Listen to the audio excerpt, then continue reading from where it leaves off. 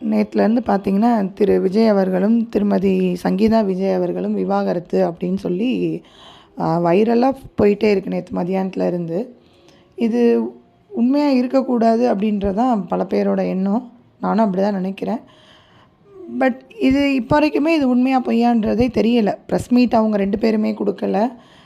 Just ஒரு வீடியோவில் கூட பதிவு பண்ணி இந்த மாதிரி தான் அப்படின்னு 2 சைடுமே டிக்ளேர் பண்ணாதப்போ, இப்போ அரசியல் கட்சியை சார்ந்தவர்களும் சரி, நம்ம தொண்டர்களாக இருக்கிறவங்களும் சரி, ரசிகர்களாக இருக்கிறவங்களும் சரி, நம்ம எல்லாம் இதை பற்றியே பேசிகிட்டே இருக்கோம்.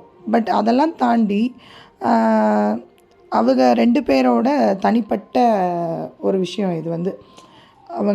அவங்களுக்குன்னே என்ன நடந்தது அப்படின்றது அவங்களுக்குள்ளான தனிப்பட்ட விஷயம். இது ஒரு வேளை அப்படி உண்மையாக இருக்கிற பட்சத்தில் கோர்ட்டில் போயிட்டு 2 பேர் இருக்க சைடும் அவங்க பேசிக்கிடுவாங்க. டிக்ளரேஷன் வரும்போது தான் நமக்கு தெரியும். பட் எத்தனையோ நியூஸ் வந்து பார்த்திங்கன்னா, இந்த மாதிரி நியூஸாக வரும். பட் அது வந்து வதந்தி அப்படின்ற மாதிரி ஒரு ஃபுல் ஸ்டாப் வச்சுருவாங்க. இப்போ அது மாதிரி இருக்கவும் பல வாய்ப்பு இருக்குது. அப்படி இருக்கும்போது நம்ம எதையுமே கிளியராக தெரியாமல் இதுதான் அதுதான் இருக்கும் அப்படின்றது நம்ம யாராலையுமே கணிக்க முடியாது. இப்போ நானே வாய்ஸ் பண்ணுறேன் அப்படின்னா, நிறைய பேர் என்ன பண்ணுவாங்க, நீ ஒரு பொண்ணாக இருந்துட்டு நீ வந்து இப்படி பேசுகிற அப்படின்பாங்க. பட் 2 பக்கமுமே என்ன நடந்துச்சுன்னு தெரியாமல் பேசக்கூடாதுன்றது மட்டும்தான் என்னோடய கருத்தே தவிர, இப்படி நடந்திருக்கும் அப்படின்ற எங்கே பார்த்தாலும் நிறைய பேர் என்னென்னா, இப்படி பண்ணலாமா, ஒரு தலைவராக இருந்துட்டு இப்படி பண்ணால் முன்னுதாரணமாக இருந்துருவார், இப்படி பண்ணிடுவாங்க, அப்படி பண்ணிடுவாங்க, இவங்க கட்சியை சார்றதுக்கே தகுதி இல்லாதவர் அப்படின்றது எல்லாமே நிறைய பேர் பேசுகிறாங்க. ஸோ இதுக்காகத்தான் அதை நான் வாய்ஸ் மெசேஜ் போடணும்னு நினச்சினே தவிர மற்றபடி வேறு ஒன்றுமே கிடையாது. பட் அப்படியே அவங்களுக்குள்ள பர்சனல் இஷ்யூ இருந்தாலும் அது அவங்களோட தனிப்பட்ட விஷயம்.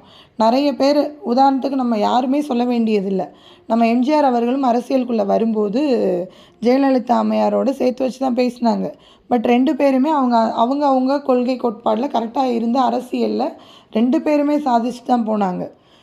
அது உண்மையாக பொய்யா அப்படின்றது நமக்கு தேவையில்லாத ஒன்றா தான் அன்றைக்கும் இருந்துருச்சு. அதை அவங்க சரியான முறையில் பயன்படுத்திட்டும் போயிட்டாங்க.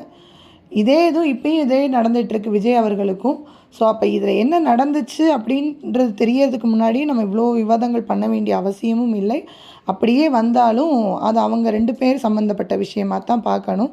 நம்ம அவர் அரசியல் ரீதியாக அவர் சொல்கிற கொள்கை கோட்பாடுக்கு திரு அண்ணாமலை அண்ணன் சொன்ன மாதிரி அந்த அரசியல் ரீதியான கருத்துக்கு ஏதாச்சும் ஒரு பதில் சொல்ல முடிஞ்சால் சொல்லலாமே தவிர, எதுவுமே இல்லாத இடத்துல ஒரு நடிகராகவோ ஒரு தனிப்பட்ட நபராகவோ அவங்கள விமர்சனம் பண்ணுறதுக்கு நமக்கு எந்த உரிமையும் இல்லை. நன்றி.